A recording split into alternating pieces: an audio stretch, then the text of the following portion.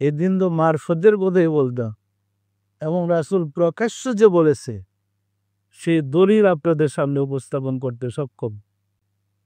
পরিষ্কার না পরিষ্কার নয়? আল্লাহ যদি দয়া করে সুযোগ করে দেন, আমরা আপনাদেরকে এই দলিল প্রমাণ বলে দেব। দুইটা আয়াতের ব্যাখ্যা করতে কিন্তু বিরাট চ্যাপ্টার, 38টা হাদিস লাগছে।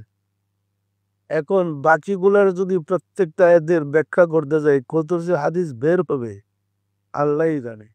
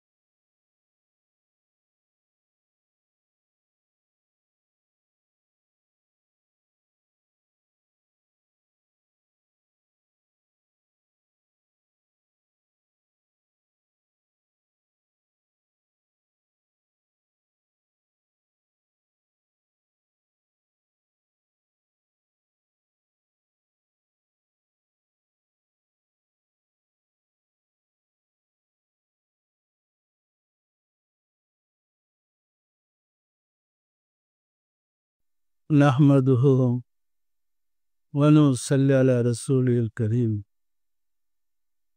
সম্মানিত আশিকে রাসূলেরা, আপনারা আমার সালাম গ্রহণ করুন। আসসালামু আলাইকুম ওয়া রাহমাতুল্লাহি ওয়া বারাকাতুহু।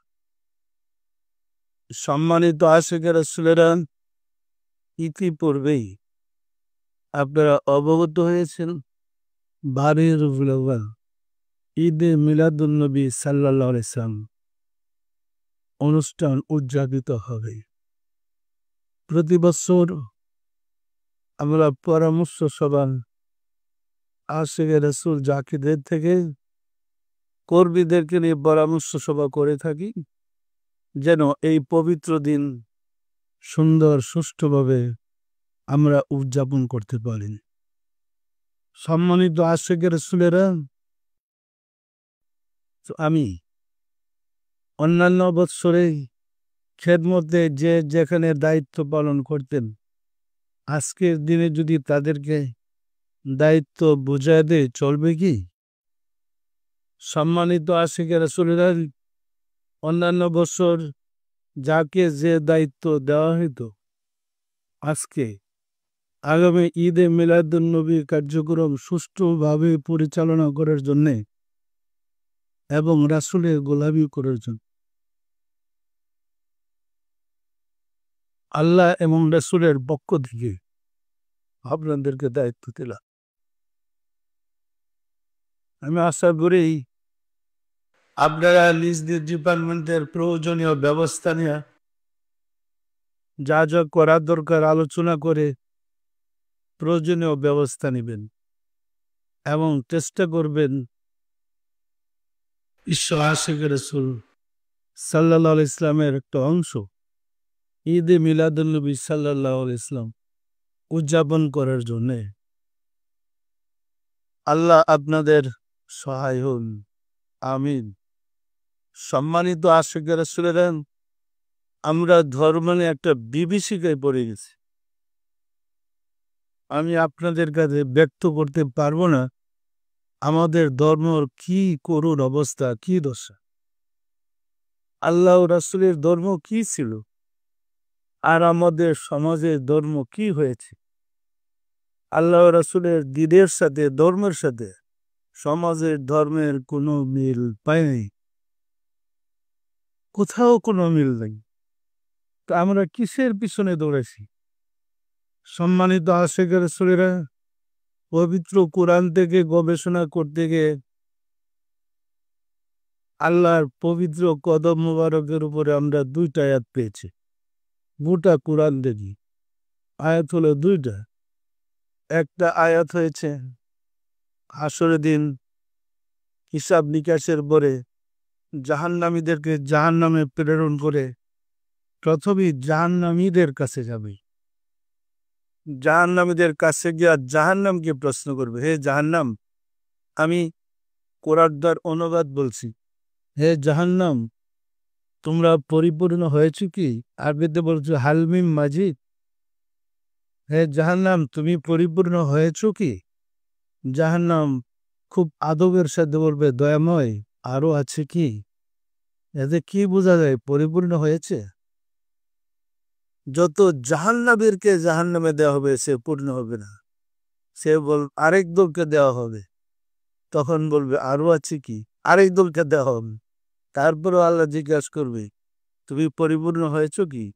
এবারও জাহান্নাম বলবে আরো আছে কি?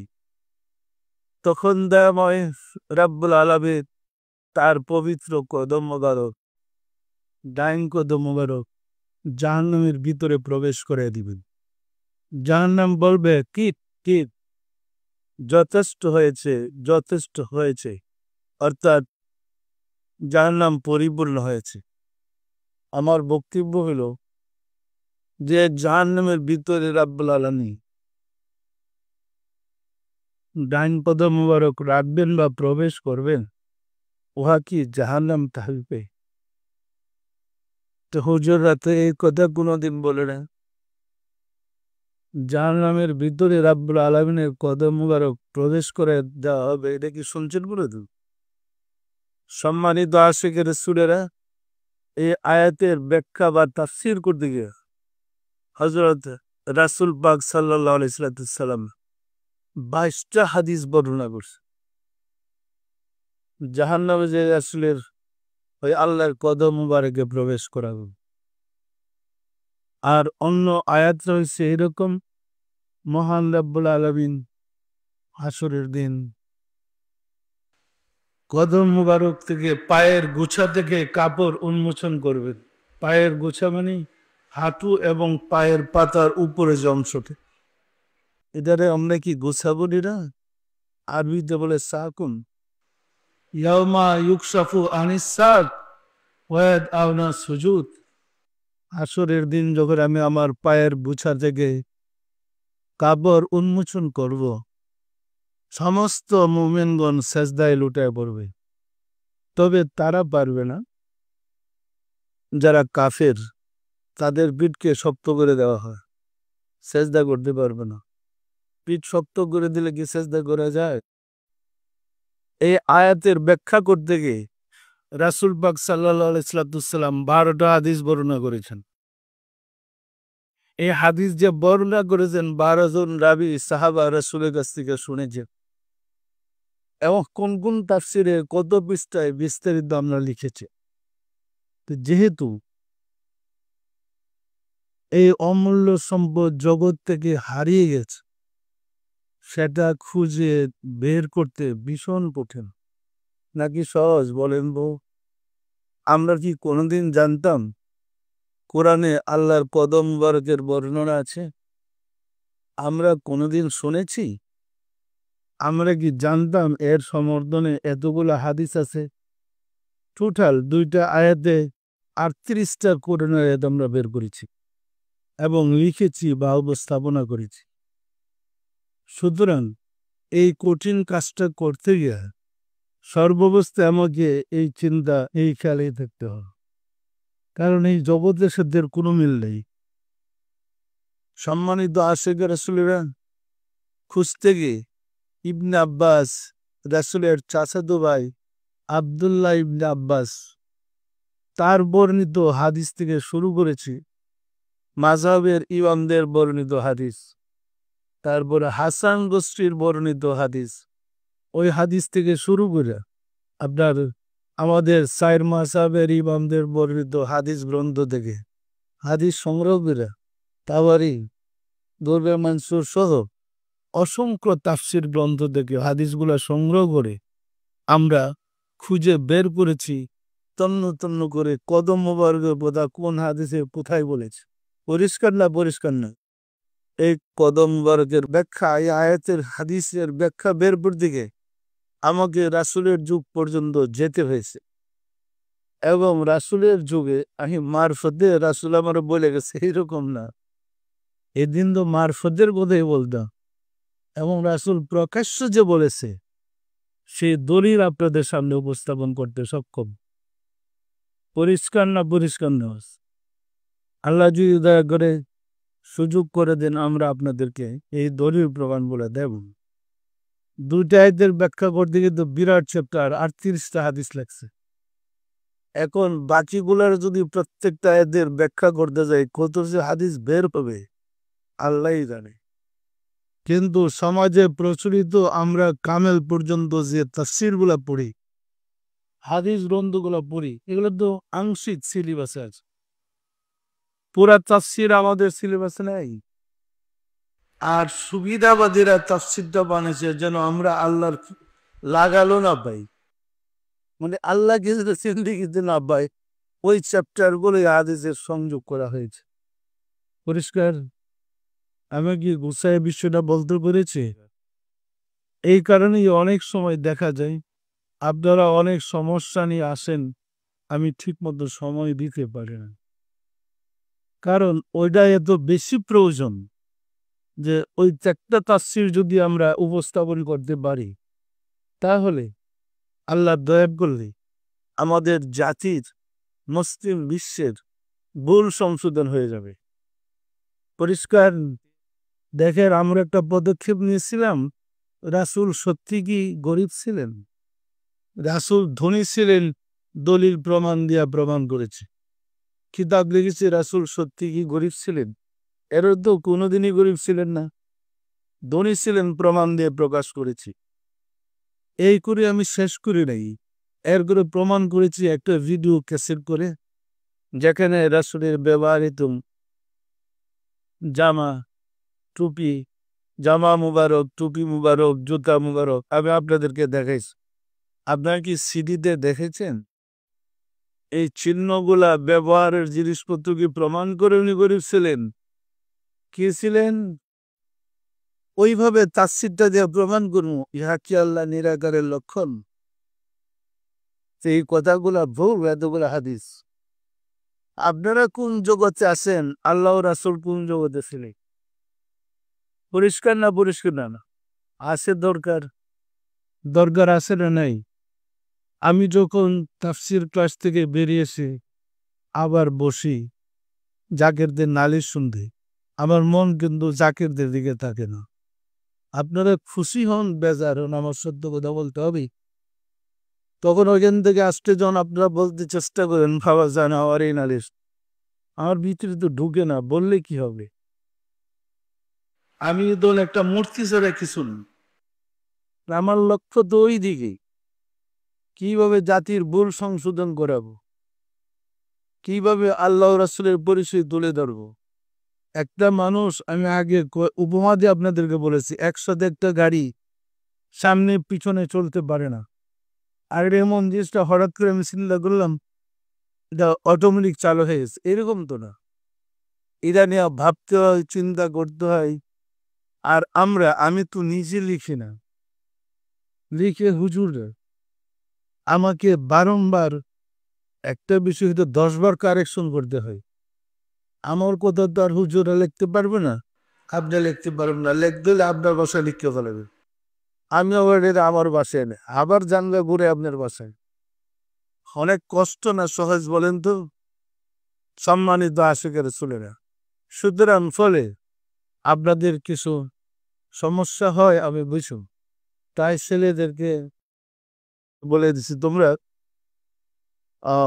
সমস্যা নিয়ে আসলে তাদের সমস্যা শোনো এবং সমাধান বলে দাও। ওই দিক দিয়ে আপনাদের দয়ালম মাধ্যমকে বলেছি, যাকে সমস্যা নিয়ে আসলে সমস্যা শুনে তুমি শোনো, তবে ওইখানে বলার সিস্টেমটা ভিন্ন, আর এখানে বলার সিস্টেমটা ভিন্ন। এখানে বললে মুখে বললে বলতে পারেন, ওইখানে বললে চোখ বন্ধ করে মোড়া করে বসে বলতে হবে। ওইখানে বলার অর্থই মোড়া কাবায় আপনি যান, মোড়া কাবা বসে কেমনে নালিশ করতে হয় শোনেন, নালিশের মাধ্যমে বিপদ দূর করেন। পরিষ্কার? এই শিক্ষার জন্য, বাস্তবে শিক্ষাটা উপলব্ধি করার জন্য বলছি, রোজা দেখে জিয়ারত করে নালিশ করি, যদি না শুনে আমাকে বলে। পরিষ্কার? আমি কি বিষয়টা গুছায় বলতে পেরেছি? সম্মানিত আশিক রাসূলের ইমাম হুসেন কারবালায় শহীদ শাহাদতের পরে অর্থাৎ বলতে পারেন খেলাফতে উমাইয়াদের খেলাফত কাল থেকে শুরু করে আব্বাসীয় খেলাফত, এরপরে ব্রিটিশের খেলাফত, কত খেলা, সৌদি আরবের খেলাফত, কত খেলাফতের পাল্লায় পড়ে আল্লাহ রসুল যে কোথায় হারাই ফেলেছি। দেখেন চলার পথে যদি সাগরে স্টিমার ডুবে যায়, বিশ্বে পাওয়া যায় না স্টিমারের লোকগুলা কে কোথায়। যখন মোহাম্মদ ইসলাম ডুবে গেছে এই বিশ্বের মধ্যে, আমরা কিন্তু খুঁজে পাচ্ছি না মোহাম্মদ ইসলাম কোথায় আছে। কিন্তু ছিল তো, এই সাগরে লোকজন তো ছিল, যে লোকজন সাগরে নিমজ্জিত হয়ে গেছে একই সাথে একটা শিবের মধ্যে সবাই ছিল তো। বিশ্বের মধ্যে মোহাম্মদ ইসলাম হারিয়ে গেছে, যে যেমনে পারে সেমনি কোরআনের ব্যাখ্যা করতেছে। ব্রিটিশটাই যা শ্রী গিরিশচন্দ্র সেনগুপ্ত যা কোরআনের বঙ্গানুবাদ করেছে, অনুবাদ করেছে সেনি তার মতো, কারণ তিনি তো একজন মর্দ মোমেন আশিকে রাসূল ছিলেন না। যদি থাকতেন মোহাম্মদ আবদুল্লাহ নাম হইতি, আব্দুর রহমান হইত, শ্রী গিরিশচন্দ্র সেন নামটা মুছে যেতে। পরিষ্কার না? পরিষ্কার না? সম্মানিত আশিকে রাসূলেরা, সুতরাং এই ফিতনার যুগে আমাদের কিন্তু ঈমান প্রতিষ্ঠিত করতে, অর্থাৎ ঈমানের উপরে কায়েম থাকা ভীষণ কঠিন নাকি সহজ। যেমন আমরা বিশ্বাস করি আল ঈমান ও নূরুন, ঈমান নূর, জ্যোতি, আলো, কিন্তু বলা হয়েছে ঈমান বিশ্বাস নয়। কে বলছে? শ্রী গিরিশচন্দ্র সেন ব্যাখ্যা করেছে ঈমান অর্থ বিশ্বাস। ঈমানের তিনটা স্তর, এলমুল ইয়াকিন, আইনুল ইয়াকিন, হাক্কুল ইয়াকিন। সুতরাং ঈমান অর্থ বিশ্বাস, কিন্তু মূলত আল্লাহ রাসূল বলেন আল ঈমানু নূর আর বিশ্বাস কি এক কথা হইল? রাস্তা কি ক্রস করে নাই? কি লাইন কি ক্রস করে নাই? আমরা ঈমান অর্থ কি বুঝি? বিশ্বাস। ঈমান অর্থ কি বুঝি? বিশ্বাস। কিন্তু রাসূল কি বলছে? ঈমান ও নূর, নূর আর বিশ্বাস কি এক জিনিস? ঈমানের তিনটা স্তর ব্যাখ্যা করেছে, এলমুল ইয়াকিন, আইনুল ইয়াকিন, হাক্কুল ইয়াকিন। সুফিরা বলছেন যেহেতু ঈমান অর্থ বিশ্বাস, বিশ্বাসের তিনটা স্তর বলেছি, কিতাবপত্র পড়ে বিশ্বাস, এবং জ্ঞান অর্জন করে বিশ্বাস, দেখা বিশ্বাস, এবং সত্তা লাভ করে বিশ্বাস। তো কথাটা যদি আমরা এইভাবে ঘুরে বলি, যেহেতু ঈমান অর্থ নূর, মোমবাতির আলো আলো, হারিকেনের আলো আলো, এবং বিদ্যুতের আলো আলো। মোমবাতির আলো কম, সাধারণ আলো, এই বিশ্বাসটা সাধারণ বিশ্বাস, সাধারণ ঈমান, যেটা খটকা লাগবে ছুটতে যায় নিভাবে।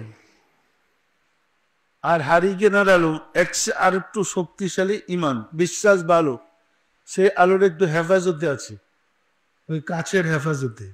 ফলে সাধারণ বাতাসে এটাকে নিবাইতে পারে না, দমকা হওয়া এটাও নিভা যায়। এটাকে বলে আইনুল ইয়াকিন, দীক্ষা বিশ্বাস।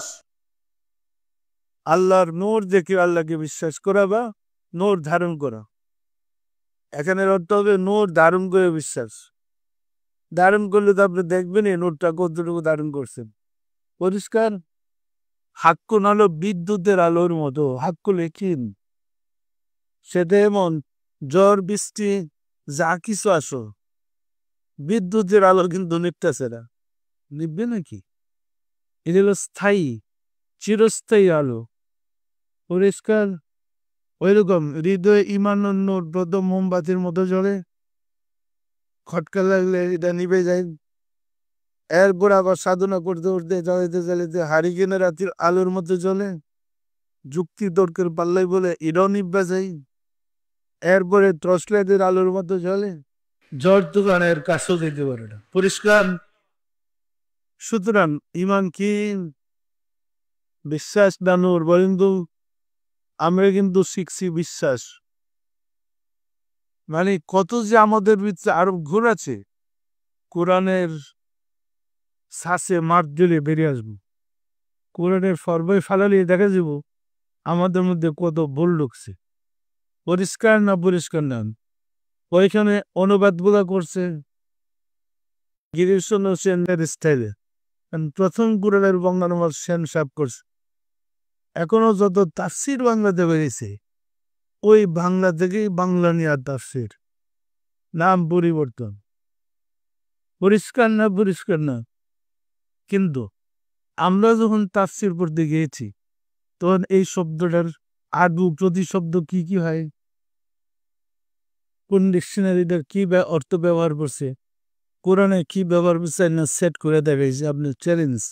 এটারে আমি অন্যদিকে প্রবাহিত করছি, পারলে দেখান। পরিষ্কার না পরিষ্কার না, যেমন ইয়াদুন মানে হাত, ইয়াদুন অর্থ কি, ইয়াদানে দুই হাত, ইয়াদাবু মাকসুদা, তাই না, আল্লাহর দুই হাত প্রশস্ত। ওইখানে অনুবাদ করতে গিয়ে বলছে আল্লাহর শক্তি, আর তার শক্তি কি এক জিনিস? কি সুন্দর তাফসীর করছে দেখেন যা। ওয়াজুন মানে চেহারা, তাফসীর করছে আল্লাহর কুদরত। চেহারা আর কুদরত কি এক জিনিস হলো? মানে যে যেমন পারে তেমনই ব্যাখ্যা করে মুফাসসির হয়ে গেছে।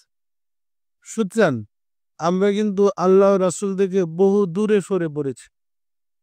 পরিষ্কার না পরিষ্কার না, যে আল্লাহ আমাদেরকে আলোকিত করেছে তার নূরের আলো দিয়া। আমরা আজকাল থেকে আমরা বলছি এই বিষয়টা, যেমন রাসূল সাল্লাল্লাহু আলাইহি সাল্লামের যুগকে আরামে জাহেলিয়াতের যুগ কেন বলা হয়েছে? তখন তো আবুল আগাম জ্ঞানীদের পণ্ডিত হিসেবে আবু জাহেল ছিল। রাসূল বলছে আনতা আবা জাহেল, তুমি মূর্খের বিদ্যা। তখনও তো দার্শনিক কবি ওই দেশে যথেষ্ট ছিল। এটা জাহেলিয়াতের যুগ কেন বলে আমরা ব্যাখ্যা দিতে গিয়ে বলেছি, যেহেতু সিরাজা মনিনার নূর রাসূলের সিনায় তখন প্রজ্বলিত ছিল, ওই জাহেলগুলা রাসূলের সহবতে না এসে আলো দ্বারা নিজেকে আলোকিত না করে এটার বিরোধিতা করেছে। দেখেন, আমাদের যদি কোনো কারণে বিদ্যুৎ ফেল করে রাত্রে বা দিনে, বিশেষ করে গভীর রাত্রে বিদ্যুৎ ফেল করলে বা রাত্রিতে অন্ধকার রাত্রে বিদ্যুৎ ফেল করলে সবাই যেমন মুইচা গেছে, চোখ আছে কিচ্ছু দেখছি না, পরিচিত জায়গায় আপনার ঘরে আপনার রুমে কিচ্ছু দেখেন না, দেখা যায় নাকি? তো চোখ দিয়ে যদি দেখেন তখন দেখেন না কেন? আলোটাই আপনাকে দেখাইতেছে। পরিষ্কার। সম্মানিত আশেকের রাসূলেরা যখনই আবার হঠাৎ করে 1-2 ঘন্টা পরে বিদ্যুৎটা আসে, সবার একটু আনন্দ লাগে, লাগে না লাগে না? বাচ্চারা দেখেন যে চিৎকার দিয়ে উঠছে, কিসে? আনন্দে।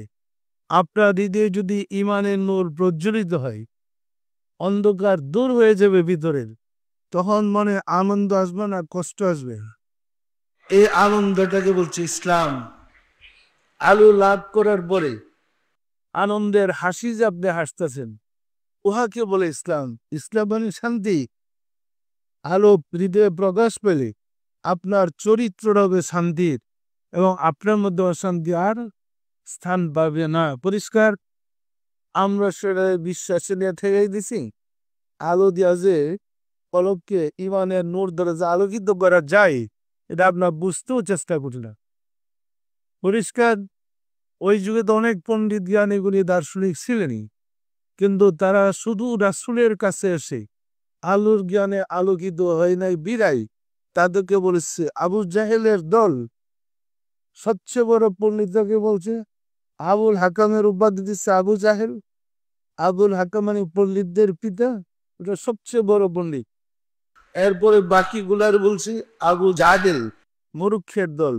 মূর্খ মানে অন্ধকার যুগে তোমরা বসবাস করেছ। ওটা ছিল অন্ধকার যুগ, কারণ কলবে ইমানের নূর ছিল না। যারা সান্নিধ্যে এসেছে, সহবত লাভ করেছে, রাসূলের হৃদয়ের জ্বালালো বাতি থেকে নিজেদের অন্ধকার হৃদয়কে আলোকিত করে হয়েছে, আলোকিত করতে পেরেছে, তাদেরকে বলা হয়েছে আস-সাবিকান নুজুম। ওই আলো লাভ করার জন্য যিনি আলো ধারণ করে আছেন, যিনি নূরের আলো দ্বারা নিজের হৃদয়কে আলোকিত করতে সক্ষম হয়েছেন, তার কাছে যাওয়া শর্ত। তার সহবত থেকে গোলামি করে নিজের হৃদয়ের আলোটা জ্বালাইতে হয়। পরিষ্কার, যে পর্যন্ত নিজের হৃদয়ে ইমানের নূর প্রজ্বলিত করতে সক্ষম না হব, সে পর্যন্ত আমরা মুক্তির আশা করতে পারি না। সে পর্যন্ত আমরা মোমেন বা ইমানদার হতে পারবো না। পরিষ্কার। তাহলে ইমানের নূর ধারণ করতে আমাদেরকে ইমানদার হতে হবে, আলোকিত হতে হবে। পরিষ্কার। সম্মানিত আশিকে রাসূলের, বোঝার জন্য কথাটা আমি বলছি। আমাদের দেশে আমরা গ্যাসের চুলা ব্যবহার করি। গ্যাস কিন্তু আল্লাহর সৃষ্টি নাকি মানুষের? জমিনের নিচে গ্যাসের খনি আছে, স্বর্ণের খনি আছে, লোহার খনি আছে, তারপরে তামার খনি আছে। এইসব খনি মাটির নিচে হয়, মানে আল্লাহ নিজেই। তেলের খনি আছে, এগুলা আল্লাহ নিজে সৃষ্টি করে রেখেছেন। জমিনের উপরে যেমন আমরা দেখি নদী আছে, মাটির নিচে আপনার তেলের খনি আছে। এইরকম নদীর মধ্যে তেল প্রবাহিত হচ্ছে, এবং মাটির তলদেশে পানির লেয়ার আছে, যেটা নাকি এই নদীর মধ্যেই প্রবাহিত হচ্ছে।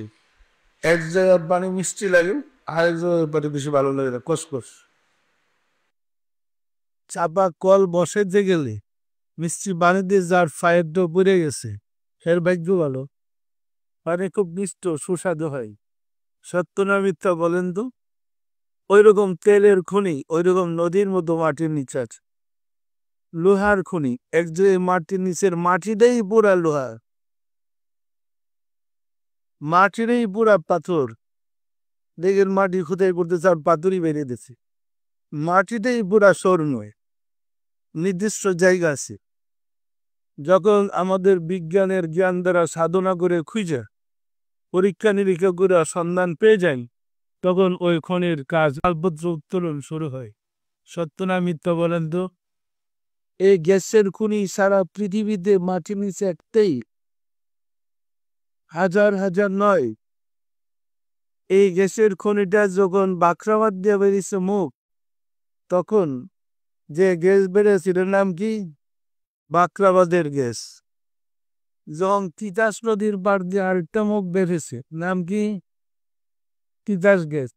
তো আল্লাহ তত্ত্বের খনি হলো নবী রাসূলগণ।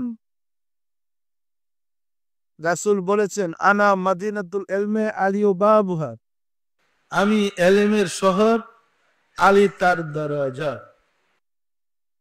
ওই দরজা দিয়েই শহরে প্রবেশ করতে হয়। মানুষ যখন আল্লাহ তত্ত্বের শহরে প্রবেশ করতে চাই, তখন দরজা দিয়েই প্রবেশ করতে হয়। পরিষ্কার না? পরিষ্কার না? দরজা ছাড়া, দরজা আটকানো থাকলে, গেট আটকানো থাকলে, তালা দেওয়া থাকলে সারা বিল্ডিং বেরিয়ে ভাই গেলাম, ভিড় জেগে ঢুকতে পারবেন? সম্মানিত আশিকে রাসূলেরা, আল্লাহ তথ্যের প্রথম দরজা প্রকাশ পেয়েছিল আদমের মাধ্যমে। তিনি প্রথম আল্লাহর তথ্যের প্রকাশ ঘটাইছিলেন নিজের মাঝে। ফলে লতিফে কাল বাবা আদম আলাইহিসসালামের জিরে কদম আপনাদেরকে সবক দেওয়া হয়েছে। আপনি কোথায় আর বাবা আদম কোথায়? উনি কিন্তু প্রথম নিজের মাঝে যে আল্লাহ তথ্যের খনি, এটা রহস্য উদ্ঘাটন করে দরজা একটা খুললেন। ফলে সমস্ত ফেরেশতারা আল্লাহর নির্দেশে তার কদম মুবারকে লুটায় পড়েছিলেন। পরিষ্কার না? পরিষ্কার না? এইভাবে প্রত্যেক নবীকে যদি আমরা ধরি, আল্লাহ তত্ত্বের খনির দরজা শুধু কেবল প্রকাশ পেয়েছে ওই নবীর নামে। যে নবীর মাঝে খনিটা প্রকাশ পেয়েছে, যে স্থানের নামে গ্যাসটা বেরিয়ে আসছে, সে স্থানের নামেই গ্যাসের নাম বেশি। যে নবীর ভিতর থেকে আল্লাহ তত্ত্বের রহস্য প্রকাশ পেয়েছে, সেই নবীর নামেই শান্তির ধর্মটা হয়েছে। আদম আলাইহিসসালাম, শীস আলাইহিসসালাম, নূহ আলাইহিসসালাম, হুদ আলাইহিসসালাম, সালেহ আলাইহিসসালাম, ইব্রাহিম আলাইহিসসালাম, মূসা আলাইহিসসালাম, রাসূল সাল্লাল্লাহু আলাইহি ওয়াসাল্লাম, প্রত্যেকে যদি ধরি আল্লাহ তত্ত্বের খড়ি, আর প্রত্যেক নবীকে যদি ধরি এক একটা দরজা, এবং সেই দরজাটা কি বলেছে ওই নবীর ধর্ম। আমি কি ধারণা কিছুটা পরিষ্কার করতে পারতেছি? বিষয়টা একদম সুকঠিন, একদম সহজ না। ওই খনি আপনার ভিতর আছে, আল্লাহ তত্ত্বের প্রত্যেকটা মানুষের ভিতর আছে। কারণ ওই প্রত্যেকটা জমি, সব এলাকার, সব দেশের জমির ভিতরে গ্যাসের খনি আছে। শুধু কেবল তারাই পেয়েছে যে আবিষ্কার করতে পেরেছে। যে আবিষ্কার করতে পারে নাই তারা গ্যাস দ্বারা উপকৃত হয় নাই। এখনো দেখেন তার প্রমাণ বাংলাদেশে ওই টিউবওয়েল গাড়তে গেছে, কি যেন বলে রেখে, পানির চাপা কল 2-3টা পাইপ গাড়ে করে ধোয়া হয়ে যেতেছে। মেসের কাটি বাইরে দিছে ওরা যে আগুনের লেলিহান শিখা ব্রহ্মাণ্ড হলো গ্যাস। এরকম কিন্তু সারা বাংলায় বিভিন্ন জায়গায় হইতেছে। এতে কি ব্রহ্মাণ্ড পড়ে না? সব জায়গায় গ্যাস আছে, আছে না নাই, শুধু উত্তোলনের অপেক্ষায়। আমি বলতে চাচ্ছি, যেহেতু মানুষকে আল্লাহর প্রতিনিধি বলেছে, প্রতিনিধি, পারফেক্ট প্রতিনিধি ওই ব্যক্তি যিনি খেয়ে গ্যাস আবিষ্কার করতে পেরেছেন, যিনি সাধনা করে নিজের কলবে আল্লাহর নূর শিখা জ্বালাইতে সক্ষম হয়েছেন। তিনি হলো ওই আল্লাহর প্রতিনিধি, আল্লাহ তার হৃদয়ে, আর তিনি তাকে দান করে আছেন। আমি কি কথাটা বুঝে বলতে পেরেছি? তার হৃদয়ে বা কলবে আল্লাহর নূর শিখা জ্বলছে। তিনি যা বলছেন ওই ব্যক্তি তার জবান দেয়া তাই প্রকাশ করছেন। সুতরাং এই ব্যক্তিটা আল্লাহর খলিফা বা খলিফাতুল্লাহ বা আল্লাহর প্রতিনিধি। কিন্তু যে ওই খনির সন্ধান পায় না, তাকেও কি আপনি আলুওয়ালা বলবেন? তাকে কি মোমেন বলবেন? তাকে কি গ্যাসওয়ালা বলবেন? সম্মানিত আশিক রাসূল, প্রত্যেকটা মানুষের ভিতরে আল্লাহ তত্ত্বের খনি লুকানো আছে।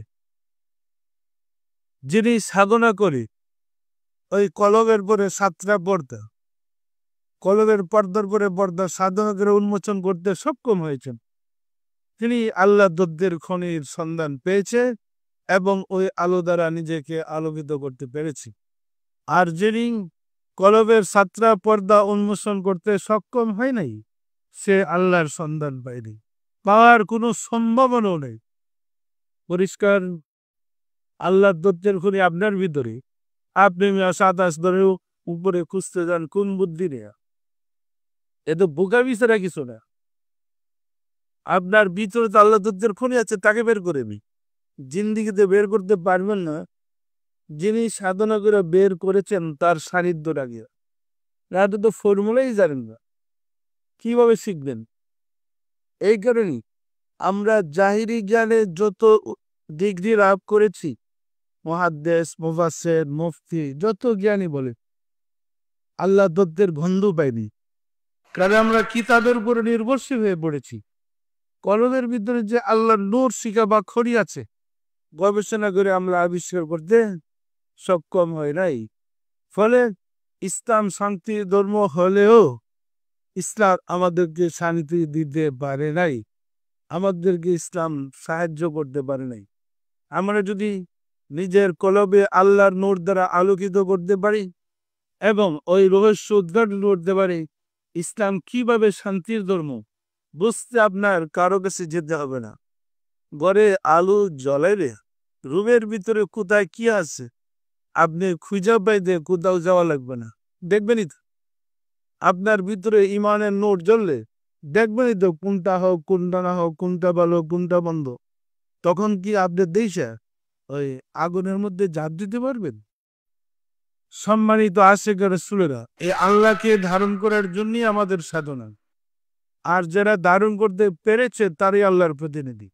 যে আল্লাহকে ধারণ করেন নাই, তিনি কশিনকালও আল্লাহর প্রতিনিধি হওয়ার যোগ্যতা লাভ করতে পারবে না। আমি কি গুছাইয়াম বিষয়টা বলতে পেরেছি? আমাদের কিছু গায়ে ভূত চলছে। আমরা শিক্ষা করেছি বাল্যকাল থেকে যে মাদ্রাসায় লেখাপড়া করলে তালিবুল এলেম মানে এলেম তালাশকারীকে তলবকারীকে তালিবুল এলেম বলে। তো মাদ্রাসায় পড়লে আমার মনে আছে হুজুর বলতেছিলেন ক্লাস একদিন মাদ্রাসার ছাত্রদের ওই পায়ের নিচে যখন সে মাদ্রাসায় আসে ফেরেশতারা পর বিছিয়ে দেয়। খুব সুন্দর করে ছাত্রদের প্রশংসা করতেছে। হুজুরও আমরা তো বুজুর্গই জানতাম। তো আমার ভিতরে লাগিয়ে গেছে খটকা। তাই আমি বললাম মানে অনুমতি নিলাম যে আমার একটু কথা আছে। পারমিশন দিলেন। পারমিশন নিয়ে তো ক্লাসে কথা বলতে হয়। তো দাঁড়ায় বললাম হুজুর আজকাল বাড়ির থেকে আমি যখন মাদ্রাসায় আছি আমার পায়ে না একটা কাঁটা ফুটছিল। তখন ফেরেশতারা কইছিল আর বড় খেপে গেছে। কেউ কথাটা তো খেপারই কথা কি। এখন দেখি যন্ত্রপাতি অস্ত্র বোমাবার তো মাদ্রাসার ভিতরে পাওয়া যায়। হেরা কোন ফেরেশতা এদের পর দিয়ে বিছিয়ে রাখছে হাঁটবার জন্য? বিষয়টা কি পরিষ্কার না।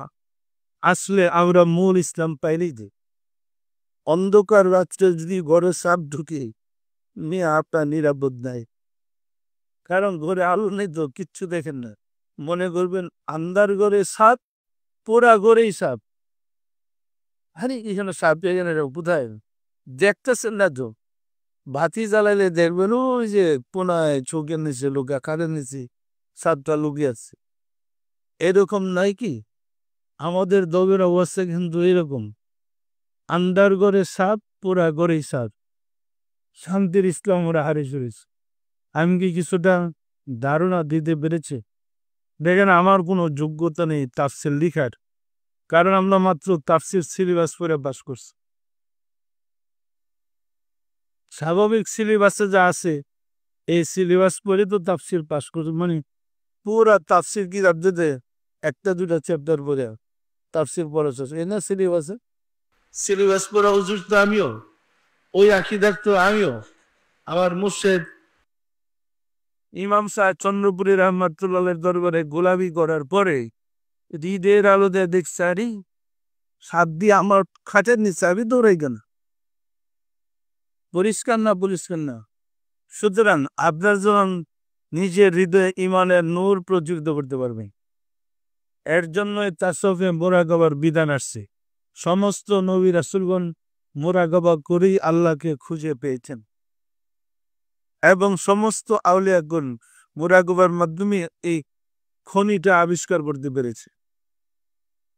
দেখেন এই জমির উপর দিয়ে যে জমিনে গ্যাসের খনি পাওয়া গেছে এইসব জমিনে তো আমরা চাষাবাদ করেছি।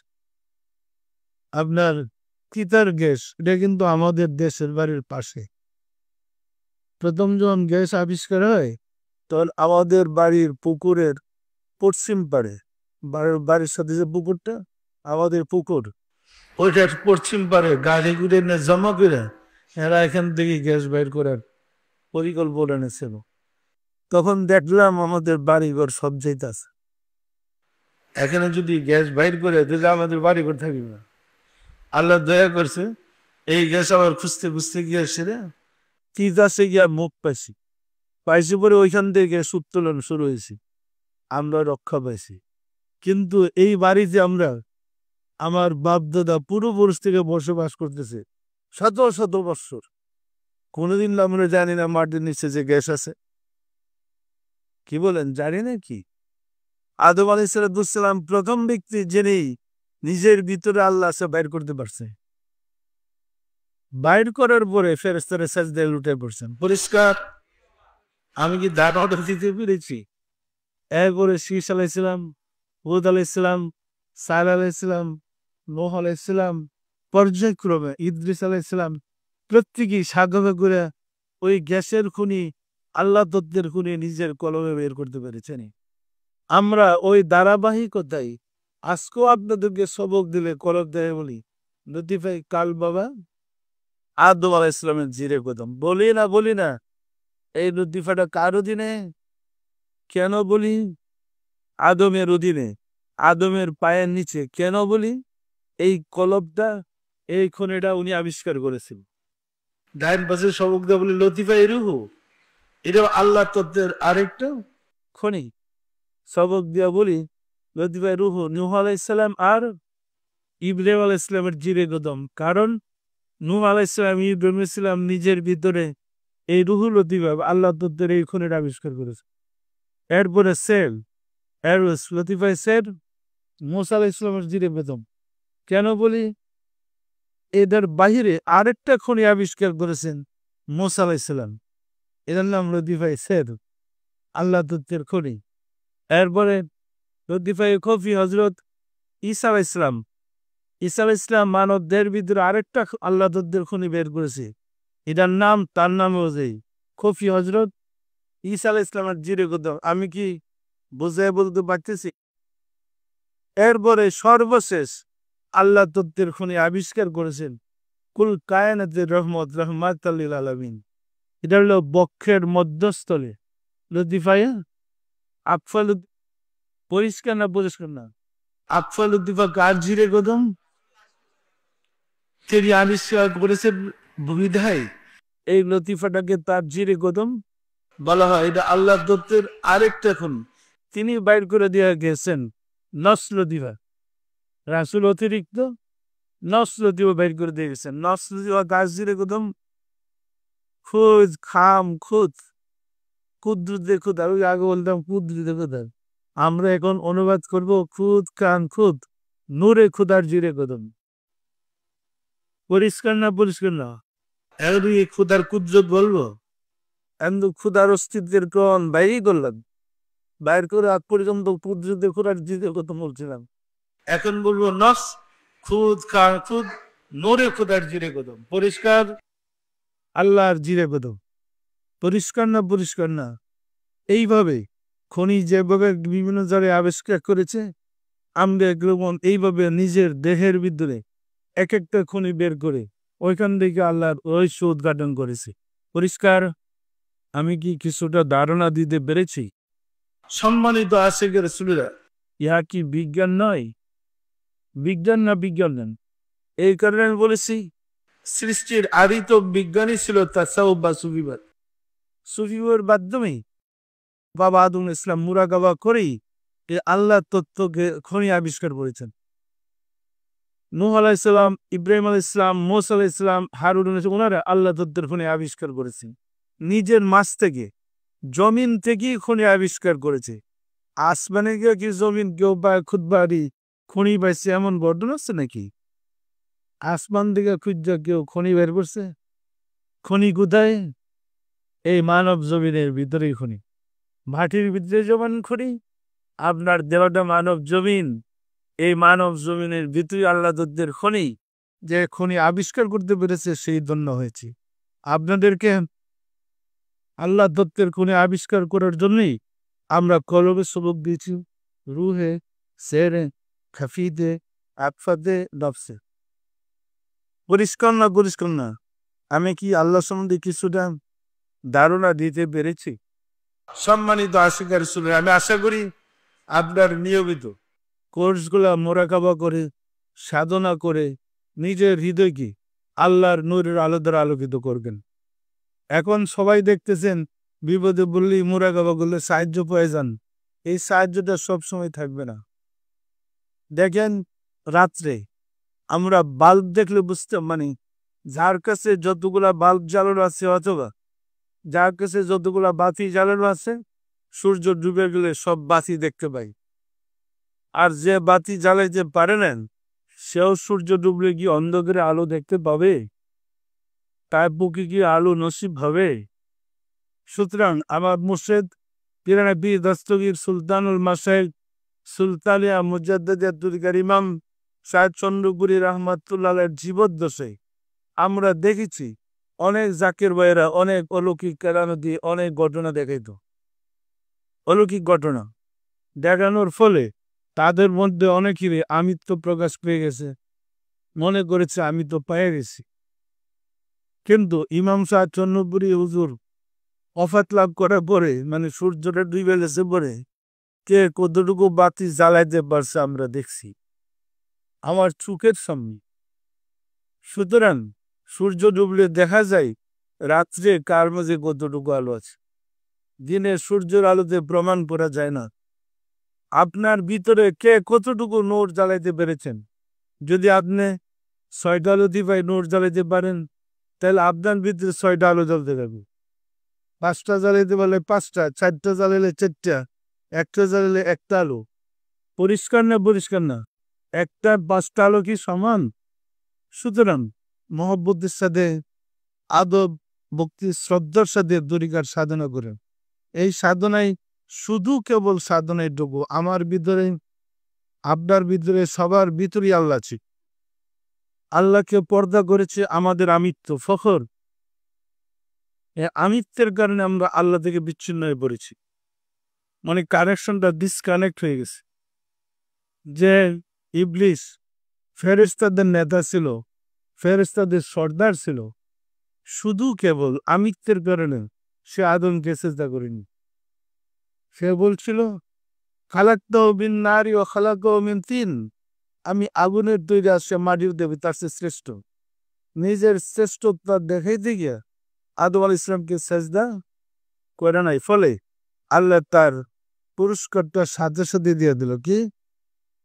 তাকে শয়তান উপাধি দিলেন এবং কাফের বলে ঘোষণা করলেন। পরিষ্কার না পরিষ্কার না? সম্মানিত আশিকে রাসূলেরা, আমরা যেহেতু আদম সন্তান, আল্লাহ ওইখানে নমুনা দেখে প্রমাণ করেছে এই সেজদার এই অপরাধে কিন্তু আমার ফেরেশতাদের নেতার শয়তান হয়েছে। সেজদা কখন করে? যখন সর্ব ব্যাপারে আত্মসমর্পিত হয়, তুমি ছাড়া আমার আর কোনো মালিক নাই, তুমি একমাত্র আমার প্রভু, তখন তার কদম মোবারকে সেজদা করা হয়। পরিষ্কার না পরিষ্কার না? সম্মানিত আশিকে রাসূলেরা, আমরা কিন্তু নিজেকে আত্মসমর্পিত করতে পারি না আবিত্বের কারণে। ফলে আল্লাহর নূর, জ্যোতি, আলো থেকে বিচ্যুত হয়ে পড়েছে। এখনো আমাদের দেশে হাজিরা যখন হজ করতে যায় না? ইব্রাহিম আলাইহিস সালামের যে পাথরটা কদম মুবারক রাখছিলেন, এই পাথরটির নাম হেজারে আসওয়াদ। আমি ঘটনা আগে অনেকবার বলেছি। আমি আর ওইদিকে যেতে চাচ্ছি না। হাজিরা ঠেলাঠেলি শুরু করে দেয়, কার আগে গিয়ে আসওয়াদ পাথরে চুমা দিয়া গোনা মাপ পেয়ে দেয়। তালাশ করে দেখে না আসওয়াদ পাথরটা কি। ব্যাখ্যা দেওয়া হয়েছে, মানে উল্টা ব্যাখ্যা। এই আসওয়াদ পাথরটা বেহেশতের গেটের দারোয়ান ছিল।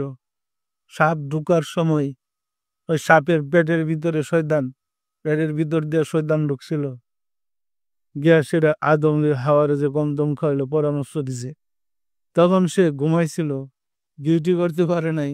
এই অপরাধে তারে পাথর বনে দুনিয়াতে পাঠাই দিছি। কিয়ামত পর্যন্ত মানুষের পাপ সে চুষতে থাকবে। সাদা ছিল পাথরটা, পাপ চুষতে চুষতে কালো হয়ে গেছে। এই কথাই কিন্তু সমাজে প্রচারিত। সত্য না মিথ্যা বলেন? আসওয়াদ অর্থ কি?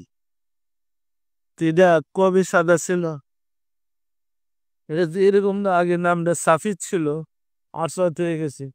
এটা সৃষ্টি, জন্ম দুইটা কালো পাথর ছিল।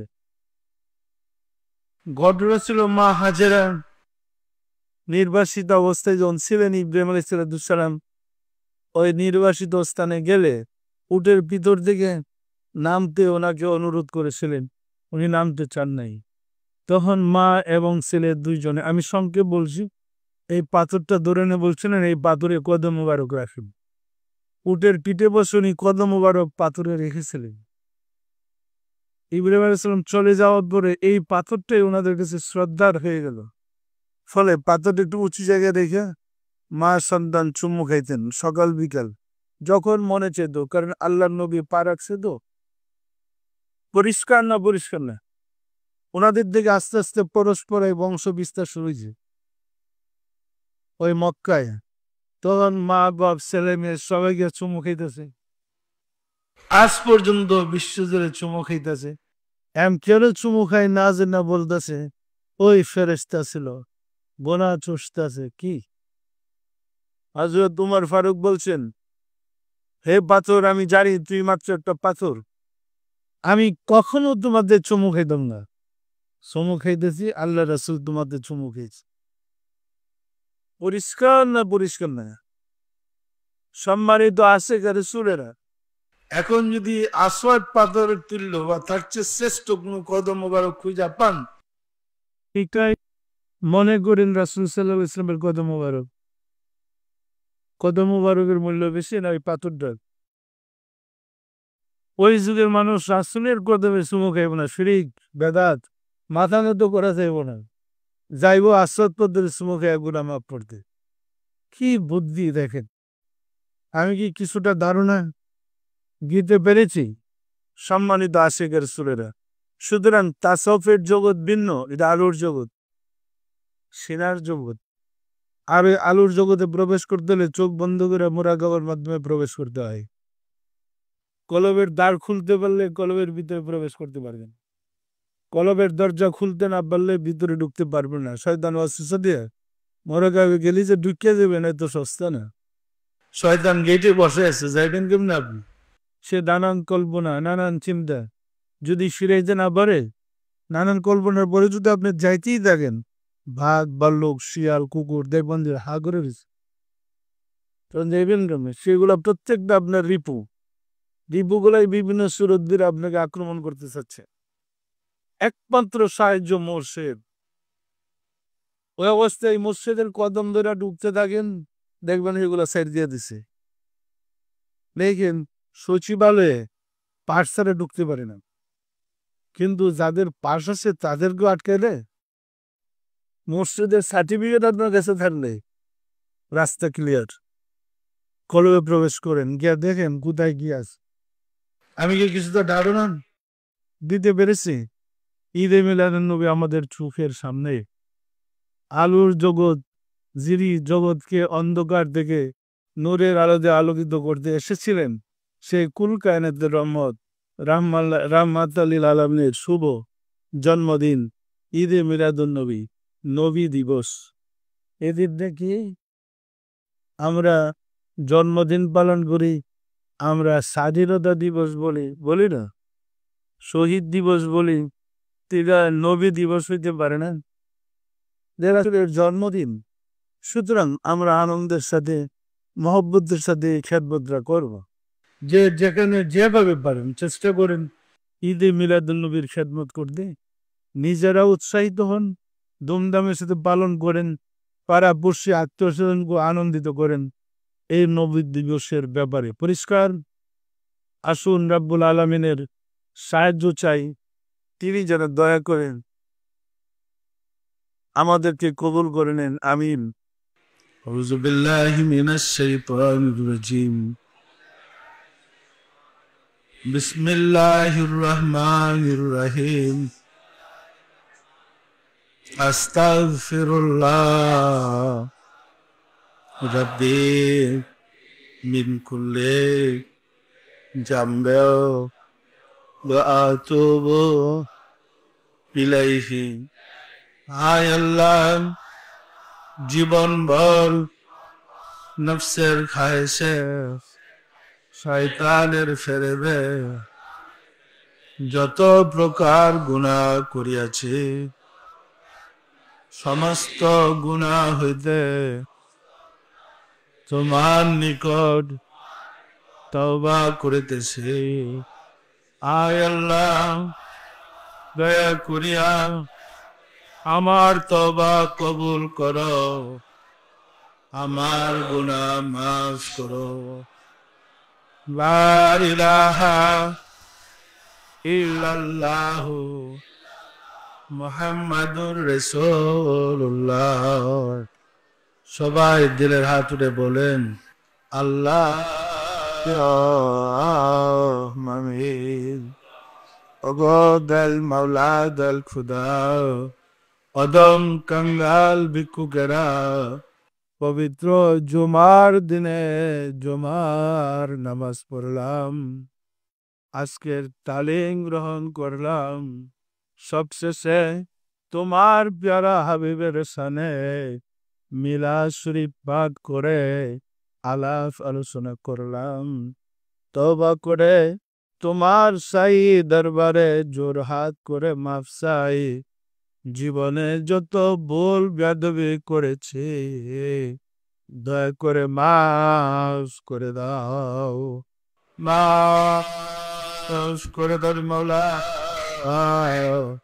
আমাদের ভুল বেদবিকে মাফ করে দাও, আমাদের ইবাদত গুলো কবুল করে নাও, এর ফজিলত পৌঁছায় দাও তাজদারে মদিনা সরকার দু আলম হযরত মুহাম্মদ মুস্তাফা আহমদ মুস্তাফা সাল্লাল্লাহু আলাইহি ওয়াসাল্লামের জুরে সোয়াব নজর পৌঁছাও। রাসূল পাক সাল্লাল্লাহু আলাইহি ওয়াসাল্লামের সম্মানিত পিতামাতা, দাদা দাদি, নানা নানি, আল আওলাদ আল আসহাব আজওয়াজ মুতাহিরিন, আল বাইতিন খুলাফায়ে রাশিদিনদের আরওয়াহ পাকের জুরে সব নজর পৌঁছাও। খাতুনে জান্নাত মা ফাতেমা রাদিয়াল্লাহু তাআলা আনহা, সাইয়েদিনা হযরত ইমাম হাসান, সাইয়েদিনা হযরত ইমাম হুসাইন রাদিয়াল্লাহু তাআলা আনহুমা, যাহারা দিন ইসলামের জন্য কারবালার প্রান্তরে শাহাদাত বরণ করে গেল রে মাওলা, দয়া করে তাদের আরওয়াহ পাকের হুজুরে সওয়াব নজর পৌঁছাও। বাবা আদম আলাইহিস সালাতু সালাম হইতে রাসূল সাল্লাল্লাহু আলাইহি ওয়াসাল্লাম পর্যন্ত যত আম্বিয়া কিরাম দারুল ওয়াকায়ে তাশরিফ নিয়েছেন, তাদের আরওয়াহ পাকের হুজুরে সওয়াব নজর পৌঁছাও। সওয়াব নজর পৌঁছাও মাওলা। আমার সহধর্মণি কুতুবুল আসতাব খাতুনে জান্নাত সৈয়দা হামিদা বেগম রাহমাতুল্লাহ আলাইহা, দয়া করে সওয়াব নজর পৌঁছাও মাওলা। পীরানে পীর দস্তগীর সুলতানুল মাশায়েখ সুলতান ইয়া মুজাদ্দাদ তরিকার ইমাম শাহ চন্দ্রপুরী রাহমাতুল্লাহ আলাইহা, তার সহধর্মণি হযরত বরমা রাহমাতুল্লাহ আলাইহা, সওয়াব নজর পৌঁছাও মাওলা। হযরত খাজা বাউদ্দিন নকশবন্দ রহমতুল্লাহ, মুজাদ্দিদ আল ফিসানি রহমতুল্লাহ, খাজা মাইনুদ্দিন চিশতি রহমতুল্লাহ, বড় পীর হযরত আব্দুল কাদের জিলানী রহমতুল্লাহ, তাদের তরিকার সিলসিলায় যত পীর অলি গাউস কুতুব তামাম পৃথিবীর মোমেন মোমেনাত যে যেখানে ইন্তেকাল করিয়াছে মাওলা, দয়া করে তাদের আরওয়াহ পাকের হুজুরে সওয়াব নজর পৌঁছাও। আমরা ভিক্ষুকেরা যারা তোমার শাহী দরবারে হাত উঠাইলাম, আমাদের আপন আপন গর্ভধারিণী মা জননী, জন্মদাতা পিতা, মহাবদ্র স্ত্রী, শ্রদ্ধেয় শ্বশুর শাশুড়ি, দাদা দাদি, নানা নানি, খালু খালা, ছেলে মেয়ে ফেস আকরাবা যে যেখানে ইন্তেকাল করিয়াছে মাওলা, দয়া করে তাদের আরওয়াহ পাকের হুজুরে সওয়াব নজর পৌঁছাও। আর যারা জগতের বুকে বেঁচে আছে তাদের প্রতি রহমত নাযিল করো মাওলা গো। ঘরে ঘরে আশিকে রাসূল বানিয়ে দাও, আশিকে রাসূলদের বিপদ আপদ বালা মুসিবত অভাব অনটন দয়া করে দূর করে দাও মাওলা গো। তোমার প্যারা হাবিবের শুভ জন্মদিন উদযাপন করার মতো কোনো যোগ্যতা, কোনো শক্তি, কোনো বুদ্ধি আমাদের নাই। তুমি নিজ গড়ে দয়া করে আমাদেরকে সাহায্য করো, আমরা যেন তোমার হাবিবের পছন্দ অনুযায়ী তার শুভ জন্মদিন লালন পালন করতে পারি, সুযোগ করে দাও। আমাদের মুনাজাত কবুল করে নাও, আমিন। লা ইলাহা ইল্লাল্লাহু মুহাম্মাদুর রাসূলুল্লাহ।